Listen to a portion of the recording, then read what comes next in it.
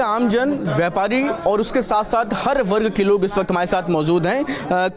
आपसे बात करते हैं, क्या कुछ लग रहा है आज के बजट में, क्योंकि काफ़ी विजनरी बजट बताया जा रहा है तमाम लोगों की तरफ से, सरकार की तरफ से। आपको क्या लगता है कि इस बजट से क्या कुछ उम्मीद है आप लोग? नहीं, बजट बहुत अच्छा है। हमेशा की तरह मोदी सरकार में बजट हमेशा व्यापारियों के लिए, आम जनता के हिसाब से ही बनता है। इस बजट में भी वैसा ही किया गया है। 5 लाख किसान क्रेडिट कार्ड बांटे जाएंगे, जो कि आपको किसानों के लिए बहुत अच्छा रहेगा, एग्रीकल्चर के लिए बहुत अच्छा रहेगा। दूसरा, स्टार्टअप में उन्होंने बहुत अच्छा टैक्स हटाया, एंजल टैक्स हटा दिया है। जो स्टार्टअप्स हैं उनको एक इंकरेजमेंट मिलेगा कि हम आगे करें। और इंफ्रास्ट्रक्चर पे बहुत बूस्ट देने जा रहे हैं, सड़कें बहुत बनेंगी, बहुत कैपेक्स बढ़ाया है। इसका अल्टीमेटली लॉन्ग टर्म में व्यापारी हो, आम जनता हो, सबको बहुत फ़र्क पड़ेगा। क्या प्रमुख चीज़ें लग रही हैं आपको, क्योंकि जो बहुत से लोग हैं इस बजट पर सवाल भी खड़े कर रहे हैं, लेकिन जो प्रमुख चीज़ें लग रही हों कि देश के विकास को लेकर के या देश की ज़रूरतों को समझते हुए बजट में क्या कुछ प्रमुख चीज़ें रखी? देश की ज़रूरत है, उन्होंने जैसे इंडस्ट्री को कहें तो इंडस्ट्रियल पार्क्स बनाने की योजना बनाई है। तो जगह जगह अब मेक इन इंडिया के तहत इंडिया को जो इधर इम्पोर्ट वगैरह बहुत हो रहा है उसको कम करने की वजह से इंडस्ट्रीज़ का लगना बहुत ज़रूरी है। तो गवर्नमेंट का फोकस है कि जो GDP का रेशियो अभी 16% है ऑफ द मैन्युफैक्चरिंग सेक्टर, उसको वो 35% ले जाएंगे। तो इस पे बहुत बड़ा एक उनका विजन है। क्या लग रहा है आपको आज के बजट में क्या कुछ खास है देश के लिए या जनता के लिए? इस बजट में जो सबसे बढ़िया बात है वो ये है कि एम्प्लॉयमेंट जनरेशन बहुत होगा। जो हमारा यूथ है वो सशक्तिकरण की ओर जाएगा, यूथ एम्प्लॉयमेंट जनरेशन होगा। स्किल डेवलपमेंट पे जो काम किए गए हैं, जो इन्होंने जो स्कीम्स लाए हैं स्किल डेवलपमेंट के तहत, और इंडस्ट्री के साथ मिलाकर जो स्किल डेवलपमेंट की पॉलिसी जो इन्होंने बताई है वो बहुत ही ज़्यादा फ़ायदेमंद रहेगी एम्प्लॉयमेंट जनरेशन के लिए। बाकी तो सब है ही जो और लोग बताया है। क्या लग रहा है कि इस बार के बजट में युवाओं को लेकर के या फिर देश को लेकर के, क्योंकि काफ़ी सारी चीज़ें जो इस बार के बजट में लोगों को उम्मीद थी, उम्मीद पे खरा है ये बजट? वर्किंग क्लास के लिए बहुत बेनिफिशियल है। सबसे बढ़िया जो इनकम टैक्स स्लैब में जो रिलैक्सेशन दिया है वो वर्किंग क्लास को बहुत फ़ायदा करेगा। जो स्लैब्स में उन्होंने टैक्स की कटौती करी है उसकी वजह से वर्किंग क्लास को खासकर फ़ायदा होने वाला है। साथ ही साथ ई-कॉमर्स पर बल है, उसका भी फ़ायदा मिलेगा। कुछ खास रहा इस बार महिलाओं के लिए बजट में? जो मुझे बेस्ट पार्ट लगा इस बजट का वो ये लगा कि इन्होंने नेचुरल फार्मिंग को बढ़ावा देने के लिए बोला लोगों को ट्रेन करेंगे और नेचुरल फार्मिंग को किसानों को आगे बढ़ाने के लिए, तो वो मुझे ज़्यादा मतलब ठीक लगा। महिलाओं को लेकर के फोकस रहता है सरकार का, क्या कुछ इस बजट में आपको लग रहा है? मैंने बोला महिलाओं के लिए जो मुझे बेस्ट पार्ट लगा वो नौकरियों का लगा। हाँ, इन्होंने नौकरी की बात कही है कि महिलाओं को ये नौकरी देंगे, बाकी युवाओं को भी ट्रेन करेंगे, काफ़ी सारी योजनाएं इनकी हैं, तो बस ठीक है, बढ़िया। ओवरऑल क्या लगता है आपको कि विजनरी है बजट? हाँ, मतलब ठीक है। लास्ट ईयर से मतलब ये अच्छा लगा, क्योंकि हम लोग का जो वो स्लैब था जो लास्ट ईयर से, उस पर टैक्स में कुछ है, रिबेट है, पहले से कुछ ठीक है। टैक्स रिलैक्सेशन को लेकर के लगातार बात हो रही थी कि बजट में नहीं मिलता। इस बार इन्वॉल्व राहत की सांस है। बेहतर लग रहा है इस बार? बेहतर लग रहा है, पिछली बार से काफ़ी बेहतर है। महिलाओं को लेकर के क्या कहना चाहेंगी बजट को? ये है, बजट में नौकरियों को प्रोत्साहन मिला है, टैक्स में छूट मिली है, तो है महिलाओं के लिए भी लाभ है।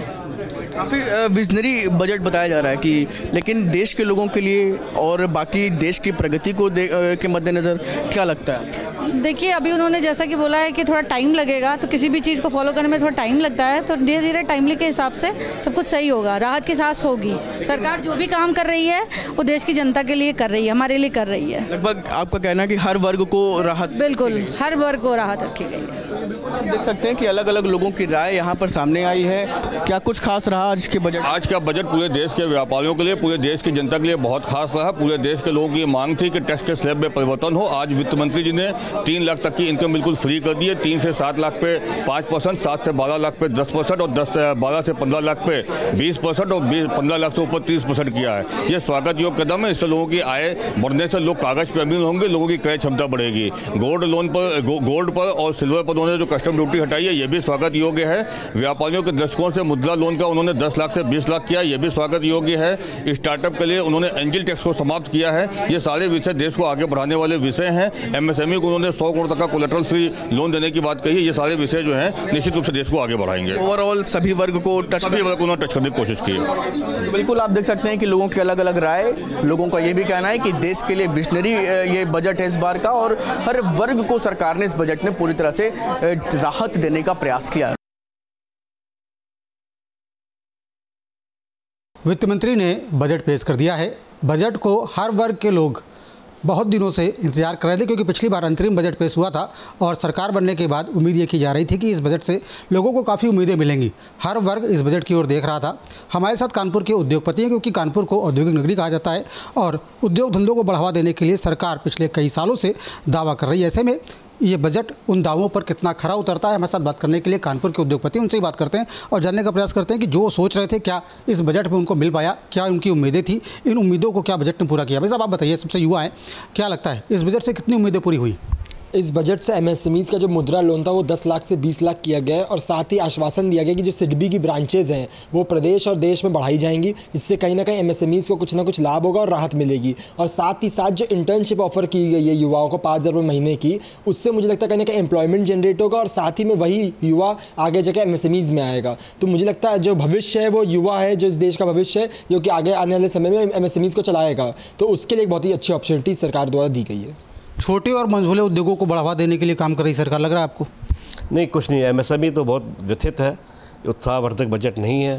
पिछले 7 साल से जो माननीय वित्त मंत्री जो बजट पेश करी वैसे ही पेश किया है, कोई खास इन्होंने दिया नहीं है, बहुत निराशाजनक है। इस बार क्या ऐसी आप उम्मीद कर रहे थे जो मिलना चाहिए था और नहीं मिला? स्लैब बढ़ना चाहिए था इनकम टैक्स का, और जो एमएसएमई जो जीएसटी के दायरे में आया हुआ जो नहीं झेल पा रहा बड़े बड़े लोगों को, उनका बढ़ाना चाहिए। कुछ भी नहीं बढ़ाया इन्होंने, कुछ नहीं बढ़ाया। क्या लग रहा है ये बजट एक झुंझुना या कुछ फ़ायदा होगा इससे? कुछ फ़ायदा मिल पाएगा भी उद्योगपतियों को? कानपुर की सूरत बदलेगी कुछ? कानपुर की सूरत तो वैसे कोशिश कर रहे हैं कि कानपुर वाले की बदल जाए, लेकिन बजट से कुछ नहीं बदल पाएगा। बजट जो है खाली वही खाना पूर्ति वाली बात है। खाना पूर्ति वाली बात की गई, मिला कुछ नहीं। मैं साहब आप बताइए क्या लग रहा है किस तरीके से बजट को देखा जाना चाहिए? देखिए, बजट में कुछ इन्होंने विशेष दिया नहीं है। ऑलरेडी 4 महीने गुजर भी चुके हैं इस सत्र के, और इन्होंने जो भी पैकेजेस दिए हैं वो ज़्यादातर इन्होंने बिहार पे फोकस करके दिया है, जो कि दर्शाता है कि ये कितना ज़्यादा प्रेशर में अपनी कोalition गवर्नमेंट के इस वक्त सरकार काम कर रही है। और बाकी एमएसएमई के लिए तो उन्होंने ऐसा कुछ भी खास नहीं दिया है। कुछ लोन की बात करी है, मगर जब व्यापार नहीं होगा तो इंसान लोन लेके क्या करेगा। तो व्यापार को बढ़ाने के लिए कोई भी सरकार की तरफ से कदम नहीं उठाए जा रहे हैं। कोएलिशन गवर्नमेंट का असर देखने को मिल रहा है इस बार। आंध्र प्रदेश और बिहार का दबाव है बजट में, दिख रहा है? जी, पूरा दिख रहा है, क्योंकि आंध्र और बिहार को ही बेस करके बजट पेश किया गया है। बाकी तो इन्होंने वोटर्स को लुभाने वाले सारे जो प्रावधान दिए हैं, जिसमें किसानों के लिए दिया गया है, युवाओं के लिए दिया गया है। हाँ, ये ज़रूर कहेंगे कि एजुकेशन और इंफ्रास्ट्रक्चर में इन्होंने जो प्रोविज़न किए हैं उससे देश को विकसित मिलेगी। एक चीज़ जो वित्त मंत्री ने जीएसटी का लिए बारे में कहा कि जीएसटी का बोझ आम आदमी पर कम पड़ रहा है और कंप्लायंस कम हो रही है, तो ये किस एंगल से उन्होंने कहा, ये मेरे समझ के बाहर की चीज़ है। क्योंकि कंप्लायंस दिन पर दिन बढ़ ही रहे हैं, घटने का कोई नाम नहीं है। और जीएसटी का बोझ, टैक्स रेट में कहीं कोई कमी नहीं है, तो बोझ कैसे घटेगा, ये भी मेरे समझ के बाहर की चीज़ है। रेलवे को लेकर के कोई बात की गई? कानपुर में कुछ ट्रेन वगैरह मिली कुछ? रेलवे के बारे में तो वित्त मंत्री इस बार पूरे साइलेंट रही। रेल के बारे में कोई बात चर्चा ही नहीं की गई। क्या लगता है भाई साहब, क्या देश को आगे बढ़ाने वाला है बजट? ये कितना विकास करेगा? इस पूरे बजट में विज़न नहीं दिखा मुझे। नॉर्मली इस तरह के बजट में विज़न होना चाहिए, क्योंकि सरकार का तीसरा टर्म्स है। ये एक आम बात है जो हर बजट के भाषण में कही जाती है, थोड़ा थोड़ा सबको दे दो, बना दो, लेकिन कोई दिशा इस बजट में नहीं दिख रही है, चाहे वो किसान हो, चाहे एमएसएमई हो, चाहे मिडिल क्लास हो। और आपने देखा कि इसका असर आपको दिख भी रहा है कि स्टॉक मार्केट डाउन हो गया नीचे से, क्योंकि स्टॉक मार्केट इस चीज़ को समझ रहा है कि ये सरकार ने राजनीतिक, अब चूँकि सरकार उतनी मजबूत नहीं है, कोalition पे टिकी हुई है, तो बहुत सी बातों को कॉम्प्रोमाइज़ करना पड़ता है। हमारा फोकस था कि मिडिल क्लास को खासकर, और जीएसटी को तो बिल्कुल टच नहीं किया। सरकार ने वादा खिलाफी की है। जब जीएसटी लागू की थी तो कहा था टैक्स रेट कम होंगे, टैक्स की स्लैबें घटाई जाएंगी। आज भी स्लैब वही के वही विद्यमान है। लोअर टैक्स हायर टैक्स में जा रहे हैं, कंप्लाइंसेस बढ़ती जा रही है एमएसएमई छोटे व्यापारियों के ऊपर में। छोटे व्यापारी, आम आदमी, मध्यम वर्ग के लिए इस बजट में कुछ भी नहीं। कहा यह जा रहा था कि कानपुर के उद्योग दम तोड़ रहे हैं, लगातार कुछ उद्योग बंद भी होते जा रहे हैं। तो ऐसे में, क्योंकि आप आईआईए से भी जुड़े हुए हैं पदाधिकारी, क्या लगता है इस बजट से कुछ बूस्टर मिलेगा या फिर वही स्थिति कायम रहेगी, उद्योग बंद होते जाएंगे? बिल्कुल कुछ नहीं है बजट में कानपुर या छोटे एमएसएमई के लिए, कुछ भी नहीं है इसके अंदर में। मुझे खुशी होती है कि सरकार शायद इस कानपुर के या कानपुर जैसे शहर जहाँ पे कि उद्योग समिट रहे हैं, वहाँ के लिए कोई पैकेज या ऐसी कोई बात की घोषणा करती, जिससे कम से कम पुराने उद्योग जो यहाँ बचे हैं उनके बदले में कुछ नया डेवलपमेंट दिखाई देता। ऐसा कुछ दिख नहीं रहा है। तो लिहाजा हम तो अपने किस्मत के सहारे हैं, और जो भी कुछ कानपुर में अगर आज हो रहा है तो यहाँ के उद्यमियों की वजह से हो रहा है, सरकार का कोई बहुत बड़ा योगदान नहीं इसमें।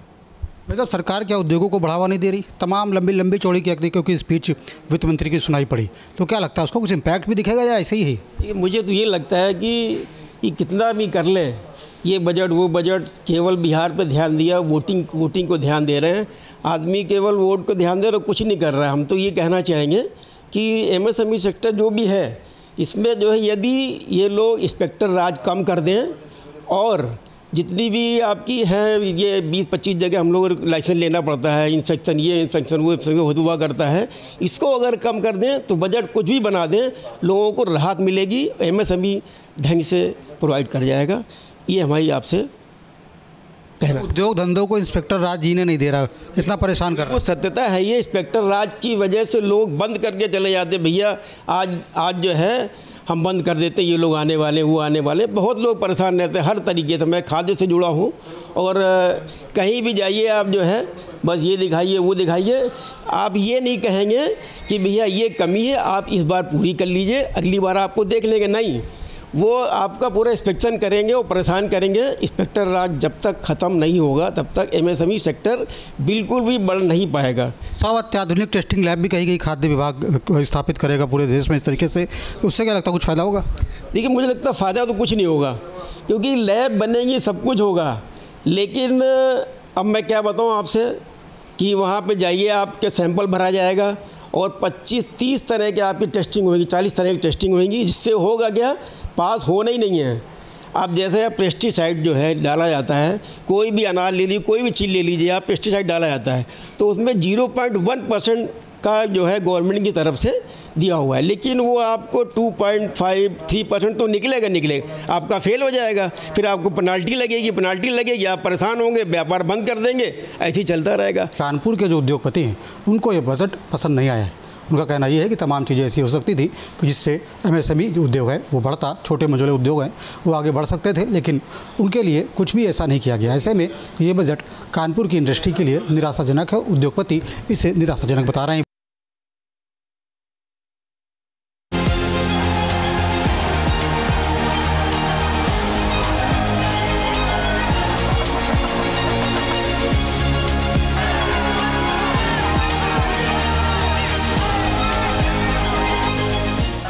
वित्त मंत्री निर्मला सीतारमण ने अपना बजट पेश कर दिया है। ऐसे में आम जनता क्या कुछ सोचती है, क्या ये बजट लोक लुभावन है या फिर जनता के हित में भी कुछ हुआ है, उत्तर प्रदेश को क्या कुछ मिला है, ये जानने के लिए मैं इस समय आगरा में मौजूद हूँ। आगरा के तमाम पर्यटन उद्यमी हमारे साथ मौजूद हैं, समाज सेवी मौजूद है और अलग अलग वर्ग से लोग जुड़े हुए हैं और सीधे इन्हीं से जानते हैं कि इस बार का बजट कैसा है। आपने बजट देखा है पूरा, क्या कुछ लगा इस बार? इस बार सबसे बड़ी निराशा पर्यटन उद्योग को लगी है, क्योंकि पर्यटन उद्योग को बहुत ज़्यादा उम्मीदें थी, ख़ासतौर से आगरा के लिए। ना तो एयरपोर्ट के मामले में जो सिविल एनक्लेव आ रहा है वो भी मुझे एक सिर्फ कागज़ों में लगता है, अभी तक जो कार्रवाई होनी चाहिए थी जिस प्रकार से, क्योंकि मैं एयरपोर्ट एडवाइजरी कमेटी का मेंबर भी हूँ, उस हिसाब से स्पीड नहीं आई है। दूसरा, आगरे की सबसे बड़ी नीड जो IT हब होना चाहिए वो IT नहीं है, जिससे कि यहाँ का युवा बेरोजगार है और वो आगरा से पलायन हो रहा है। और उत्तर प्रदेश में ताजमहल जैसे ही एक स्मारक आगरा में है और सबसे बड़ा अगर पर्यटन की दृष्टि से देखा जाए तो जो देश पूरा निर्भर करता है इकोनॉमी में वो आगरा के ऊपर डिपेंड करता है और आगरा को कुछ नहीं मिला। ये बड़े दुर्भाग्य की और शर्म की बात है। आगरा जैसे पर्यटन स्थल को हमारे उपेक्षा का शिकार हमेशा होना पड़ता है। युवाओं की बात अभी इन्होंने कही है, आप सुबह जब वित्त मंत्री जी अपना लाल पिटारा लेकर निकली थी तो क्या उम्मीद थी आपके चेहरे पर? पिटारे में यही उम्मीद थी कि हाँ उसमें बहुत सी डिफरेंट फाइल्स हैं, जैसे जो फाइल जब खुली थी तो वुमेन डेवलपमेंट की बात की थी, उनके एजुकेशन की बात की थी, जो सैलरी स्ट्रक्चर है उसमें चेंजेस की बात की थी, बेसिक डिडक्शन है उसकी बात हुई है, and development in terms of agriculture की बात हुई है। भारतीय धरोहर जितनी भी है उसमें सबसे ज़्यादा रेवेन्यू देने वाला जो ताजमहल है, जो यूपी है, वो अभी तक इस बजट से उसको कुछ नहीं मिला। वो लगता है शायद वो लायल बैग में टूरिज़्म की यूपी की फ़ाइल मिसिंग थी या है नहीं, इसलिए टूरिज़्म थोड़ा सा यूपी थोड़ा सा निराश है कि भाई हमको कुछ नहीं मिला। बिल्कुल, देखिए थोड़ी निराशा तो यूपी पर्यटन उद्यमी में है। आपको क्या लगता है शिक्षा के क्षेत्र में या युवाओं को कुछ मिला या नहीं मिला? एजुकेशन में बहुत कुछ मिला है, लेकिन अगर हम बात करें टूरिज़्म इंडस्ट्री की तो मेन फोकस हमारा टूरिज़्म इंडस्ट्री का है, बिकॉज हम लोग टूरिस्ट इंडस्ट्री से बिलोंग करते हैं। लेकिन हमें आगरा, ताजमहल हो गया, हमें आगरा में कुछ भी नहीं मिला है और हमें बहुत उम्मीद थी कि इस बार आगरा को कुछ ना कुछ मिलेगा। चलिए, ये बात तो आप सभी लोग बता ही रहे हैं, लेकिन ओवरऑल बजट को कैसा दिखता है? बजट ओके है, टैक्स रिडक्शन उन्होंने सही करा है, इम्प्लीमेंटेशन अच्छा हुआ है, बिहार के लिए इंफ्रास्ट्रक्चर उन्होंने अच्छा दिया, उड़ीसा के लिए डेवलपमेंट है। लेकिन उत्तर प्रदेश को टूरिज़्म हब कुछ मिलता तो ज़्यादा बेनिफिट होता। बिल्कुल। और देखिए, होटल व्यवसाय से भी जुड़े कुछ लोग हमारे साथ मौजूद हैं। सर, जो बजट आपने देखा तो सुबह काफ़ी उम्मीदें थी, 7वीं बार बजट पेश इस बार किया जा रहा है, तो उम्मीदों पर खरी उतरी सरकार क्या? देखिए, इन ऑल मिलाकर अगर बजट को क्या देखें पूरे भारत के डेवलपमेंट की, तो ये बजट बुरा नहीं है, क्योंकि इसमें सबको कुछ ना कुछ दिया गया है एक्सेप्ट टूरिज़्म के अलावा। स्टूडेंट्स के लिए दिया गया, महिलाओं के लिए दिया गया, MSME के लिए दिया गया, हर क्षेत्र में किसी ना किसी को कुछ ना कुछ मिला है। पर वही क्योंकि टूरिज़्म से जुड़े हैं तो बिना टूरिज़्म की बात करें तो बात अधूरी रह जाती है। और दुख भी होता है कि जब इतना बड़ा देश और उसके अंदर 10% GDP का हिस्सा सिर्फ पर्यटन उद्योग देती है और उस पर्यटन उद्योग का नाम ना लिया जाए तो ये अपने आप में उन्होंने दिया ना, आप उन्होंने असम और उड़ीसा और ऐसा बिहार को तमाम एयरपोर्ट्स और तमाम चीज़ें। तो सर, इतने बड़े हिंदुस्तान के अंदर सिर्फ एक बिहार का तो एक मेन फोकस था, क्योंकि बिहार सरकार का इतना ज़बरदस्त प्रेशर था, अगर ना देते तो हो सकता है कि इनसे समर्थन ही वापस ले लेते, इसलिए वो उसके ऊपर बिहार के ऊपर दिया गया, इतना फोकस किया गया। क्या आंध्र प्रदेश के ऊपर 1500 करोड़ रुपए का जो वहाँ का दिया, क्या उत्तर प्रदेश को नहीं दिया जा सकता था? ऐसा क्यों दो बनेगा बात, दो राय पे क्यों बात की जाती है? उत्तर प्रदेश इतना बड़ा प्रदेश, सब कुछ, हर सबसे ज़्यादा टैक्स पेयर उत्तर प्रदेश, हर चीज़ में सबसे बड़ा राज्य उत्तर प्रदेश। क्या उत्तर प्रदेश का नाम ही नहीं है कहीं? मुझे बड़ी बात है, यूपी वासियों को काफ़ी निराशा हुई है। आप किस तरह ले रहे हैं इस बजट को? बजट तो मैंने बताया बहुत अच्छा था, सब कुछ था, लेकिन जो यूपी में जो हमको कुछ नहीं दिया पर्यटन में, ये बहुत ज़रूरी था देना। एक महंगाई इतनी है जिसका हिसाब नहीं है। ताजमहल एक ऐसा है जिससे हिंदुस्तान का हर आदमी पल रहा है, समझ लीजिए।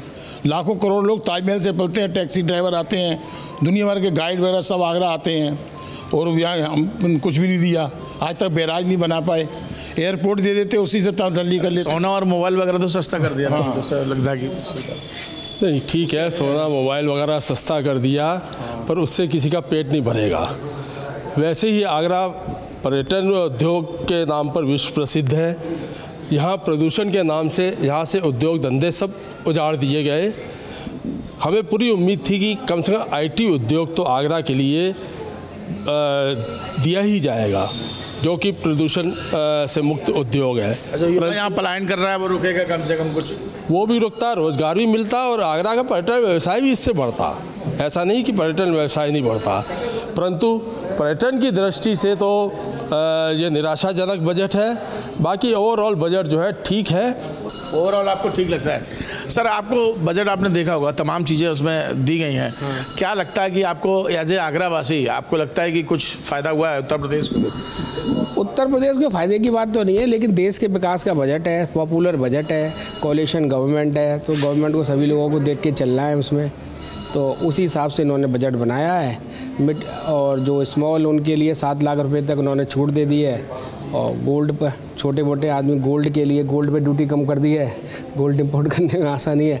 तो विकास का बजट है, पॉपुलर है गवर्नमेंट के हिसाब से। बिल्कुल। देखिए, अलग अलग प्रतिक्रियाएं हैं, तमाम उद्योगपति हमारे साथ मौजूद थे, तमाम समाज से भी मौजूद थे, अलग अलग वर्ग से लोग जुड़े हुए थे, और सबकी अलग अलग प्रतिक्रिया। उनका कहना है कि बजट ठीक है, अगर बड़े स्तर से देखा जाए तो एक अच्छा बजट है, लेकिन अगर उत्तर प्रदेश की दृष्टि से देखा जाए, पर्यटन नगर आगरा की दृष्टि से देखा जाए, तो ये बजट जो है वो काफ़ी निराशावादी है। वाराणसी के लोग क्या कहते हैं, वाराणसी में जो इंडस्ट्रीज हैं उनका कहते हैं, बिजनेसमैन क्या कहते हैं, उनसे बात करते हैं। किस तरीके से देखते हैं इस बजट को, कितना संतुलित लगता है? कि बजट तो इंफ्रास्ट्रक्चरल डेवलपमेंट पे फोकस दिख रहा है और एग्रीकल्चर इंडस्ट्री पे फोकस दिख रहा है। मैं टूरिज़म इंडस्ट्री से हूँ, तो टूरिज़म इंडस्ट्री में रिलीजियस टूरिज़म पे गवर्नमेंट का फोकस है, और रिवर टूरिज़म के लिए कुछ टैक्स रिबेट वगैरह आई है। जी, क्या लगता है महिलाओं की जो स्टैम्प ड्यूटी कम की गई है, कहीं ना कहीं से कैंसर की दवाई सस्ती हुई है, मोबाइल चार्जर सस्ते हुए हैं, इसका कुछ फ़र्क पड़ेगा?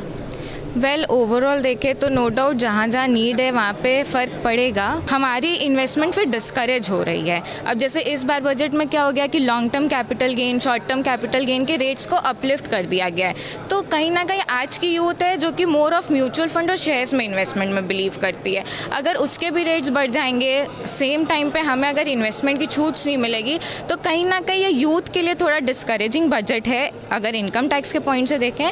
बट हाँ, अगर कैंसर फैसिलिटी में हम लोग को कोई रिलीफ मिलती है या मतलब कहीं कहीं नीडी लोगों को ये रिलीफ मिल रही है तो it's very good. But at the same point मेरे को अब लगता है कि सरकार को ये जेंट्स और लेडीज़ वाले बाइफर्केशन से थोड़ा ऊपर उठना चाहिए and they should more think about कि ओवरऑल डेवलपमेंट कैसे होगी चाहिए। बिल्कुल। क्या लगता है सर आपको, ये जो आज का बजट आया है इसमें कई चीज़ें तो सस्ती की गई हैं, पर जो टैक्स स्लैब में बात की जा रही थी उसमें उतना ज़्यादा कुछ दिखाई नहीं दिया है, क्या लगता है? नहीं, टैक्स स्लैब में दिखाई गया। देखिए, एक चीज़ हम वास्तव में बताएं तो इस जो एनडीए सरकार, मोदी सरकार की जो ये तीसरा 3.0 बजट है, तीसरे कार्यकाल का बजट है, वास्तविक रूप से ये एक विकसित भारत का दीर्घकालीन बजट है। और वास्तव में जो हमारा जो इकोनॉमिक रिफॉर्म्स का आर्थिक सुधार सर्वेक्षण कल पेश किया गया और उसमें ख़ास तौर से जो बताया गया कि गरीब, महिला, युवा और किसान, तो इस में आपने देखा 9 जो पायदान उन्होंने बताए हैं, तो इसमें सामान्य जनता के लिए, महिला के लिए, किसानों के लिए और वास्तव में युवाओं के लिए हर तरह की स्कीम है। युवाओं के ट्रेनिंग की बात है, नए मेडिकल कॉलेज, नए यूनिवर्सिटीज़ वगैरह खोलने की बात है, इंफ्रास्ट्रक्चर्स में डेवलपमेंट है, पब्लिक इनकम टैक्स के बारे में भी आपने देखा, स्लैब में चेंज किया आपने, स्टैंडर्ड डिडक्शंस बढ़ाए हैं, कैपिटल गेन में कुछ कमी बेसी की गई है। अब बात रह गई, बात सरकार को सब जगह कम ही कर देगी तो सरकार को टोटल रिवेन्यू प्राप्त कहाँ होगा? तो सरकार को जनता को खुश भी रखना है, लेकिन एक तरफ से अगर टैक्सेस घटाने हैं तो दूसरे तरफ से टैक्सेस बढ़ाने हैं। लेकिन हमारे ख्याल से इतना संतुलित बजट पिछले 10 वर्षों में जो सरकार का था उतना संतुलित बजट नहीं था। और इस आधार पर हम कह सकते हैं कि सरकार ने जो और अपने क्षेत्र जो 9 बताए थे, जो कृषि क्षेत्र में उत्पादकता, रोजगार और कौशल विकास, समावेशी प्राथमिकता, सामाजिक न्याय, विनिर्माण और सेवाएं, शहरी विकास, ऊर्जा सुरक्षा, आधारभूत संरचना, नवाचार, अनुसंधान, अगली पीढ़ी के लिए सुधार, कोई ऐसा क्षेत्र नहीं है जिसको उसने टच नहीं किया है। क्या लगता है अनूप जी आपको कि ये जो बजट है ये आम आदमी के लिए कितना हितकारी रहे? देखिए, आम बजट ही है, आम आदमी के लिए है। आप देखे होंगे कि 140 करोड़ जनता की बजट है, ये किसी स्पेसिफिक सेक्टर का बजट हो नहीं सकता है। सरकार सबकी है, डेमोक्रेटिक पैटर्न ऑफ सोसाइटी है। तो आप देखेंगे साइज ऑफ इकॉनमी सबसे बड़ी होती है। हम सबको समझना चाहिए कि सरकार के रेवेन्यू का स्रोत बहुत सीमित है। आप अभी भी देख लीजिए, 37 लाख करोड़ सिर्फ रेवेन्यू होने जा रहा है और खर्च की सीमा इसलिए सरकार बढ़ा नहीं पा रही है, 48.2 लाख करोड़ हो गया है। तो जो आय व्यय का जो अंतर है अभी भी 11 लाख करोड़ हो गया है। तो 4.4 का जो फिजिकल डेफिसिट में जो कमी की बात सरकार कह रही है, जो टारगेट की है, वो स्वागत ही होगी, क्योंकि ऋण लेकर और व्यर्थ में विकास करने का जो दौड़ है वो नहीं करना चाहिए भारत जैसे देशों में। इसलिए हमको लगता है कि बहुत ही कॉशियस बजट है, संतुलित बजट है और सरकार ने ग्रामीण विकास के लिए बहुत खर्चा किया है। और सबसे वेलकम स्टेप जो है 4.6 लाख करोड़ रुपया जो शिक्षा और स्किल डेवलपमेंट पर खर्च करना, वो हम जैसे अध्यापकों के लिए उत्साहवर्धक है, क्योंकि हमको लगता है कि जब तक यूथ एजुकेटेड नहीं होंगे, स्किल्ड नहीं होंगे, तब तक वो फ्यूचर रेडी वर्कफोर्स में